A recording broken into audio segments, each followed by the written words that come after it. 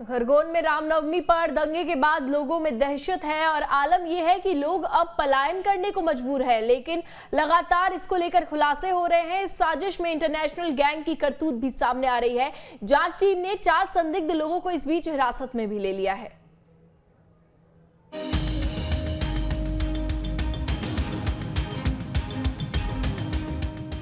हिंसा के बाद खरगोन से पलायन, कई दिनों से चल रही थी साजिश।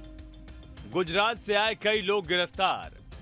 खरगोन में स्थिति होने के कारण ना सब्जियां कहीं मिल पा रही है, हमारे पास सामान भी खत्म हो रहा है। तो यहाँ स्थिति क्या रहती है, नहीं तो फिर घर की तरफ पलायन होने में जाना ही पड़ेगा। खरगोन हिंसा को लेकर प्रशासन हालात सामान्य होने का दावा कर रहा है, लेकिन हकीकत प्रशासन के दावों से उलट है। प्रभावित इलाकों में कर्फ्यू लगा है, लोगों में दहशत, खौफ और कल की चिंता है। आलम यह है कि अब लोग अपना पुश्तैनी घर छोड़ने को मजबूर हैं। खुद बीजेपी सांसद गजेंद्र पटेल भी इसका दावा कर रहे हैं। लोगों ने, हम अभी कुछ मोहल्ले में गए थे जहाँ पर संजय नगर में भी काफ़ी लोगों ने पलायन किया है। कुछ परिवार खरगोन में रह रहे हैं, हमारे भौसार मोहल्ले के भी कुछ लोगों ने पलायन किया है।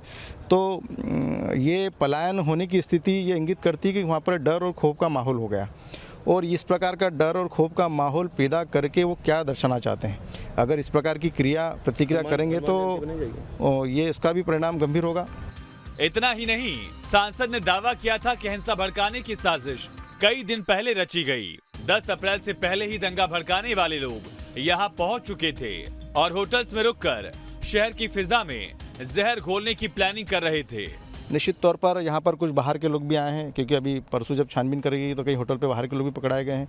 जहाँ तक PIFF की बात है, वहाँ पर भी कुछ लोगों के नाम भी चिन्हित हुए हैं, ये भी पकड़ में आए हैं, और बाहर के लोगों के भी चेहरे यहाँ पर नजर आ रहे हैं। तो निश्चित तौर पर ये दुखद घटना है, क्योंकि इस प्रकार का मुस्लिम समुदाय के लोग अपने बाहर के लोगों को बुलाकर इस प्रकार का अगर आक्रमण करेंगे हिंदू समाज पर, तो ये कहीं की दुखद घटना है, क्योंकि वो असंतोष फैलाना चाहते हैं।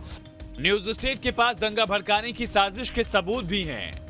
गौशाला मार्ग इलाके की तस्वीर में साफ दिख रहा है किस तरह साजिश की जा रही है।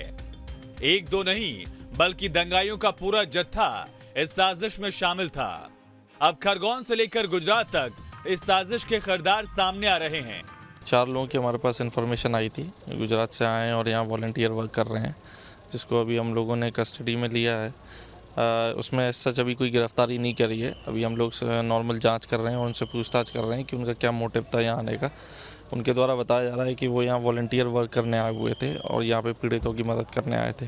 तो उसी के लिए हम लोग अभी उनको वेरीफाई कर रहे हैं और उनके एंटीसीडेंट्स को चेक कर रहे हैं। जांच टीम ने गुजरात से आए 4 संदिग्ध लोगों को गिरफ्तार किया है।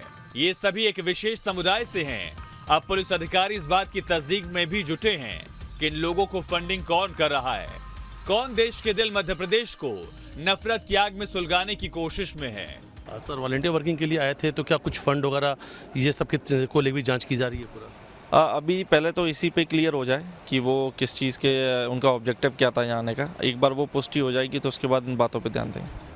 साजिशकर्ताओं के ठिकाने पर बुलडोजर चल रहा है, गिरफ्तारियां हो रही हैं, इसके साथ ही षड्यंत्र बेपर्दा हो रहे हैं।